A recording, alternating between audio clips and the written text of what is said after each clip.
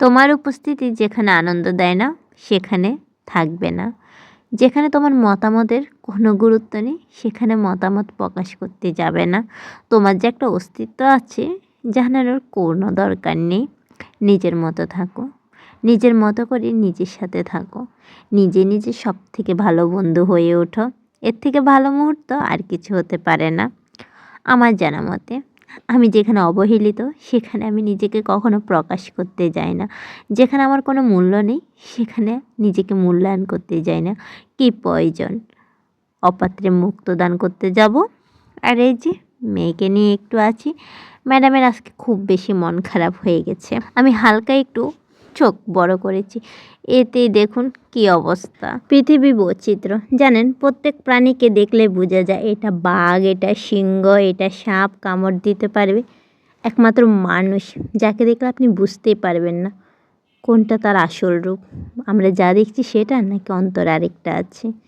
মানুষের মতন একদম ভয়ঙ্কর প্রাণী পৃথিবীতে আর দুটো নেই। আমার মতন সহজ সরল মানুষের জন্যই পৃথিবী নয়। যাই হোক, কী করবো, ভুল কমে চলে আসলাম পৃথিবীতে। এখন তো মানিয়ে নিতেই হবে, এরকম একটা পরিস্থিতি হয়ে যায়। আমার মতন অনেকেরই আছে। আর এই যে ছুটে ছুটে দাদা ভাইয়ের কাছে চলে আসলাম। বাবা যেহেতু অনেক দিন পরে বাসায় এসেছে তো বলা হলো দাদা ভাইয়ের বাসায় যাবে, সরি ভাইয়ার বাসায়। আর এই যে ভাইয়া, তার অবস্থা হলো কি জানেন, এই কিছু সময় এত ভাব থাকবে তাদের মতন ভালো আর কেউ নেই। আর কিঞ্চিত এদিক ওদিক হলে তাদের মধ্যে যা চলবে সেটা সামলানোর জন্য দমকল ডাকতে হবে, এরকম অবস্থা হয়ে যায়। আচ্ছা, তোরপার মামনি তোফার জন্য আর বাবুর জন্য কিছু চিকেন বল এনেছে।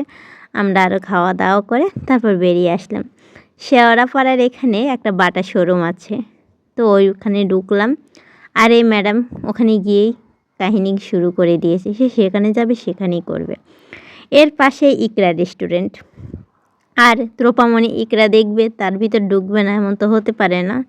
যাই হোক, এমনিতে আমার বাসায় রান্নাবান্না নেই, তো মেয়ে যেহেতু বায়না করছে নিজের সুযোগ পেয়ে গেলাম, হুট করে ঢুকে গেলাম। ঢুকে গিয়ে যে খাবারের জন্য অপেক্ষা করছি, তাদের খাবার দিতে দেরি হচ্ছে কেন ত্রোপা তার সহ্য হচ্ছে না, কারণ সে তার সব থেকে ফেভারিট জিনিসটাই অর্ডার করেছে। আচ্ছা যাই হোক, এদিকে আমাদের মা মেরে একটু খুনসুটি চলতেছে।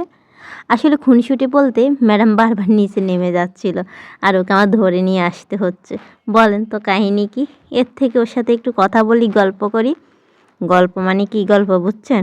অন্ধকার রাতে এক গাছের মধ্যে ঝুলে আছে, ওইসব গল্প আবার তিনি বেশি পছন্দ করেন। আমি বুঝি না, আমি বলি কিন্তু আমি রাত্রে স্বপ্ন দেখি। আর এই মেয়ে প্রতিদিন এই গল্প শোনার জন্য এত আগ্রহ, আমি সেটাই জানলাম না।